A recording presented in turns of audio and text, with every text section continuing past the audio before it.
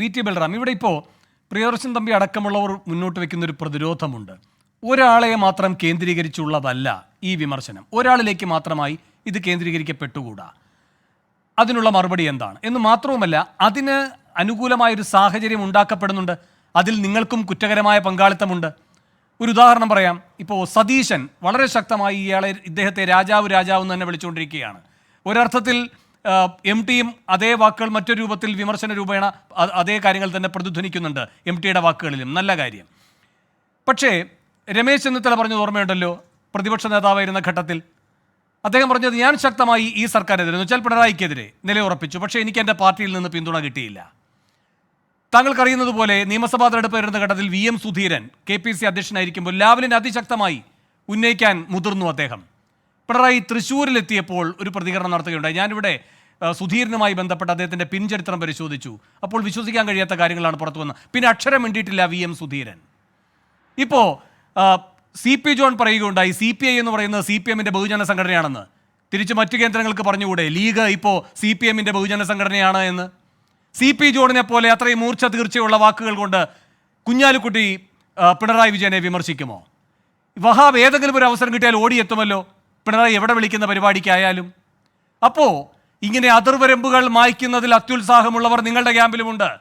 അതുകൊണ്ടാണ് പ്രിയദർശൻ തമ്പി പറയുന്നത് ഇത് ഏകമുഖത്തോടെയുള്ള വിമർശനമല്ല, അതിനെ പൊതുവായി തന്നെ കാണേണ്ടതുണ്ട് എന്ന്. ആ അവസരം അവർക്ക് നൽകിയത് ആരാണ്? രണ്ടാം ഘട്ടത്തിൽ ഇങ്ങനെ ആ ചർച്ച മറ്റൊരു രീതിയിലേക്ക് മനഃപൂർവ്വം വഴിതിരിച്ചു പോകണോ വേണ്ടയോ എന്നുള്ളത് നമുക്ക് ആലോചിക്കാം. ഞാൻ ശ്രീ പ്രിയദർശൻ തമ്പി പറഞ്ഞതും ശ്രീ ദാമോദർ പ്രസാദ് പറഞ്ഞതും രണ്ടുപേരും പറഞ്ഞ് നമ്മൾ കേൾക്കുകയായിരുന്നു. ശ്രീ ദാമോദർ പ്രസാദ് പറഞ്ഞത് വളരെ പ്രസക്തമായിട്ടുള്ളൊരു കാര്യമാണ്. കാരണം ഇത് നമ്മുടെ സാംസ്കാരിക ലോകത്ത് നിന്ന് അധികാര കേന്ദ്രങ്ങളിൽ ഇരിക്കുന്ന ആളുകൾക്കെതിരെ സ്ഥിരമായി ഉയരേണ്ടുന്ന സ്വാഭാവിക വിമർശനമാണ്. ഇത് ഉണ്ടാവുന്നില്ല എന്നുള്ളിടത്താണ് മറ്റെല്ലാവരും മൗനത്തിൻ്റെ മഹാവാൽമീകത്തിൽ സ്വയം അടയിരിക്കുന്നു. എന്തെങ്കിലും പറഞ്ഞു പോയാൽ അതോടുകൂടി ഇല്ലാതാകുമോ, അല്ലെങ്കിൽ തങ്ങൾക്ക് എന്തെങ്കിലും മറ്റു തരത്തിൽ ദോഷം സംഭവിക്കുമോ എന്നുള്ള ഒരു ഭയത്തിൽ, ആശങ്കയിൽ അങ്ങനെ എല്ലായിടത്തും തളം കെട്ടിക്കിടക്കുന്ന ഒരു മഹാമൗനം ഇവിടെ ഉണ്ട് എന്നുള്ളത് കൊണ്ടാണ് ശ്രീ MT വാസുദേവൻ നായരുടെ ഈ ഒരു പ്രസ്താവന അല്ലെങ്കിൽ അദ്ദേഹത്തിൻ്റെ വാക്കുകൾ ഇത്രത്തോളം ജനശ്രദ്ധ ആകർഷിക്കുന്നത്. ഇപ്പോൾ ശ്രീ പ്രിയദർശൻ തമ്പി പറഞ്ഞതിൽ അദ്ദേഹത്തിൻ്റെ ഈ ന്യായീകരണ പ്രവണത ദൃശ്യമാണ് എങ്കിൽ പോലും അദ്ദേഹം പറഞ്ഞതിൽ വസ്തുതാപരമായിട്ടുള്ള ഒരു അപാകത എനിക്ക് ചൂണ്ടിക്കാണിക്കാനുള്ളത്, അദ്ദേഹം പറഞ്ഞതുപോലെ അതിലെ ഉദ്ഘാടകനായിട്ടുള്ള മുഖ്യമന്ത്രി അവിടെ ആദ്യം നടത്തിയ പ്രസംഗത്തിൻ്റെ കണ്ടന്റിനോടുള്ള ഒരു റീജോയിൻഡറോ അല്ലെങ്കിൽ അതിനോടുള്ള ഒരു പ്രതികരണമോ എന്ന നിലയിൽ ശ്രീ MT വാസുദേവൻ നായർ സ്പോണ്ടേനിയസ് ആയിട്ട് അവിടെ പ്രസംഗിക്കുകയായിരുന്നില്ല. അദ്ദേഹം തലേ ദിവസം തന്നെ തൻ്റെ 10-12 വർഷം മുമ്പത്തെ പ്രസംഗം അല്ലെങ്കിൽ ആ ലേഖനം അത് എഴുതിക്കൊണ്ടുവന്ന് പ്രസക്തമായിട്ടുള്ള ആ വാചകങ്ങൾ അവിടെ വായിക്കുകയായിരുന്നു. അദ്ദേഹത്തിൻ്റെ പ്രസംഗം മിക്കവാറും എല്ലാം എഴുതിക്കൊണ്ടുവന്ന ടെക്സ്റ്റിൽ നിന്നുള്ള വായനയായിരുന്നു. അപ്പോൾ ഇത് നാളെ മുഖ്യമന്ത്രിയുമായി എനിക്കൊരു വേദി പങ്കിടാനുണ്ട്, അവിടെ എനിക്ക് പ്രസംഗിക്കാനുള്ള പ്രസംഗമാണ് ഇത് എന്നുള്ള ഒരു മുൻനിശ്ചയപ്രകാരം ശ്രീ MT വാസുദേവൻ നായർ പറയുന്നതാണ്. അതിൻ്റെ സാഹചര്യം എന്താണ് എന്നുള്ളതാണ്. അത് മറ്റ് പൊതുവൽക്കരിച്ചുകൊണ്ട് ഒഴിഞ്ഞു മാറാൻ സാധിക്കുമോ? ഇവിടെ കഴിഞ്ഞ കുറച്ച് കാലമായിട്ട് ഒരു ജനാധിപത്യ സമൂഹത്തിന് ഏതാണ്ട് അശ്ലീലമാവുന്ന തരത്തിലുള്ള ഒരു വ്യക്തിപൂജയുടെ അന്തരീക്ഷം CPM-മായി ബന്ധപ്പെട്ടും പ്രത്യേകിച്ച് പിണറായി വിജയനുമായിട്ട് ബന്ധപ്പെട്ടും ഉണ്ടാകുന്നു. MT വാസുദേവൻ നായരുടെ ഈ പ്രസംഗത്തിലെ പ്രധാനപ്പെട്ട ആശയം എന്ന് പറയുന്നത് കമ്മ്യൂണിസത്തിൻ്റെ അപജയം എങ്ങനെ ഉണ്ടായി എന്നുള്ളതാണ്. അതിൽ അദ്ദേഹം ചൂണ്ടിക്കാണിക്കുന്ന ഒരു കാരണം, കമ്മ്യൂണിസ്റ്റ് പാർട്ടിയിൽ മുൻപില്ലാത്ത തരത്തിൽ വ്യക്തിപൂജയുടെ ഒരു അന്തരീക്ഷം കടന്നു വന്നപ്പോൾ അത് സോവിയറ്റ് യൂണിയനെ എങ്ങനെയാണോ തകർത്തത്, അത് കേരളത്തിലും അതേ തരത്തിലുള്ള ഒരു തകർച്ചയിലേക്ക് കമ്മ്യൂണിസ്റ്റ് പ്രസ്ഥാനത്തെ നയിക്കുമോ എന്നുള്ള വളരെ കൃത്യമായിട്ടൊരു രാഷ്ട്രീയ ചോദ്യമാണ് അദ്ദേഹം അവിടെ ഉന്നയിക്കുന്നത്. ആ രാഷ്ട്രീയ ചോദ്യത്തിൻ്റെ സാഹചര്യം എന്താ? പിണറായി വിജയനുമായി ബന്ധപ്പെട്ട് ഇവിടെ ഈ നിലയ്ക്കുള്ള എന്തെല്ലാം വിശേഷണങ്ങളാണ് കഴിഞ്ഞ കുറച്ച് കാലങ്ങളായിട്ട് നമ്മൾ കേൾക്കുന്നത്. പിണറായി വിജയൻ കേരളത്തിന് കിട്ടിയ വരദാനമാണ് എന്ന് അദ്ദേഹത്തിൻ്റെ മന്ത്രിസഭയിലെ മന്ത്രി വാസവൻ പറയുന്നു. പിണറായി വിജയൻ സൂര്യനെ പോലെയാണ്, അടുത്ത് ചെന്നാൽ കരിഞ്ഞു പോകുമെന്ന് പാർട്ടി സെക്രട്ടറി ആയിട്ടുള്ള MV ഗോവിന്ദൻ പറയുന്നു. പിണറായി വിജയൻ ഇതിഹാസ പുരുഷനാണ്, ഇതിഹാസ പുരുഷന്മാരോട് ആളുകൾക്ക് സ്വാഭാവികമായിട്ടുള്ള ആരാധന തോന്നും എന്ന് കേന്ദ്ര കമ്മിറ്റി അംഗമായിട്ടുള്ള EP ജയരാജൻ പറയുന്നു. പിണറായി വിജയൻ സഞ്ചരിച്ച ബസ് മ്യൂസിയത്തിൽ വെച്ചാൽ ലക്ഷക്കണക്കിന് ആളുകൾ ടിക്കറ്റ് എടുത്തത് കാണാൻ വരും എന്ന് മറ്റൊരു കേന്ദ്ര കമ്മിറ്റി അംഗമായിട്ടുള്ള AK ബാലൻ പറയുന്നു. അതോടൊപ്പം അദ്ദേഹത്തെ സ്തുതിച്ചുകൊണ്ട് ഓരോ കാലത്തും ഇറങ്ങുന്ന പുതിയ സ്തുതിപ്പാട്ടുകൾ അത് പലതും ട്രോളായിട്ട് പിന്നീട് മാറുകയാണ്. കാരണഭൂതൻ എന്നുള്ളതും ഈ കപ്പലിന് ഒരു കപ്പിത്താനുണ്ട് എന്നുള്ളതും ഒക്കെയുള്ള അവരുടെ ഭാഗത്ത് നിന്നുള്ള ഇത്തരത്തിലുള്ള പല വിശേഷണങ്ങളും ജനങ്ങൾക്ക് ഒരു പരിഹാസത്തിൻ്റെ രൂപത്തിൽ പിന്നീട് മാറുകയാണ്. ഇപ്പോൾ പുതിയതായി പുറത്തു വന്ന പാട്ടിലെ വിശേഷണം എന്താ? അതും ഈ EP ജയരാജൻ അടക്കമുള്ള ആളുകൾ ന്യായീകരിക്കുകയാണ്.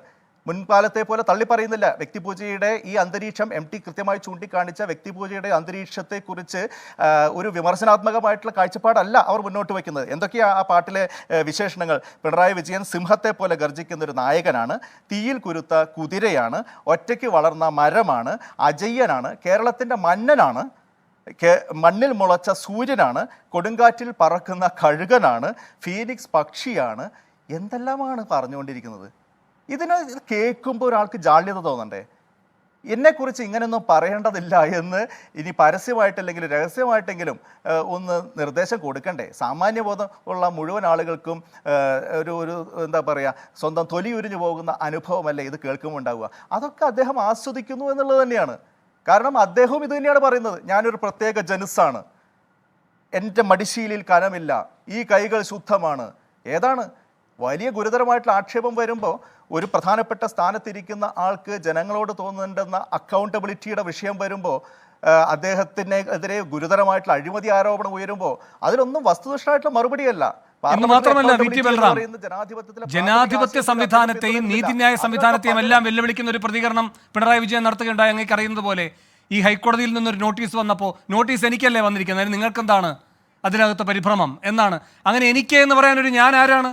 ഒന്നുകിൽ CPM-ന്റെ സംസ്ഥാന സെക്രട്ടറി ആയിരുന്നു, അല്ലെങ്കിൽ ഇപ്പോൾ മുഖ്യമന്ത്രിയാണ്, അല്ലാത്തൊരു ഞാനില്ല. ആ ഉത്തരവാദിത്വത്തോടെയല്ലേ പ്രതികരിക്കേണ്ടത്? തീർച്ചയായിട്ടും. അപ്പോൾ ഇത് ഏകാധിപതികളുടെ ഒരു പൊതു സ്വഭാവമാണ് എന്ന് നമുക്കറിയാം. ഞാൻ നേരത്തെ സൂചിപ്പിച്ചതുപോലെ നമ്മുടെ സാംസ്കാരിക മണ്ഡലത്തിൽ നിന്ന് ദൗർഭാഗ്യവശാൽ ഇതിനെതിരെ പ്രതികരണം ഉണ്ടാവുന്നില്ല. ഇതും സ്റ്റാലിനിസ്റ്റ് റഷ്യയുടെ അതേ കാലഘട്ടമാണ്. അതുതന്നെയാണ് MT വിരൽ ചൂണ്ടുന്നത്. പിണറായി വിജയൻ എന്ന് പറയുന്ന വാചകം അല്ലെങ്കിൽ ആ പേര് അദ്ദേഹം കൃത്യമായിട്ട് ഉൾപ്പെടുത്തുന്നില്ല എന്നുള്ളത് കൊണ്ട് ഈ സൂചന എങ്ങോട്ടാണ് പോകുന്നത് എന്നുള്ളത് മനസ്സിലാക്കാതിരിക്കാൻ മാത്രമുള്ള ബുദ്ധിശൂന്യതയൊന്നും ഇവിടെ ആർക്കും ഇല്ലല്ലോ. MT കൃത്യമായിട്ട് പറയുന്നത് സ്റ്റാലിനിസ്റ്റ് യുഗത്തിലേക്ക് തന്നെയാണ്. സ്റ്റാലിനിസ്റ്റ് യുഗത്തിലുണ്ടായിരുന്ന ഗുലാഗുകളെ കുറിച്ച് പിന്നീടാണല്ലോ പല വെളിപ്പെടുത്തലുകളും വന്നിട്ടുള്ളത്.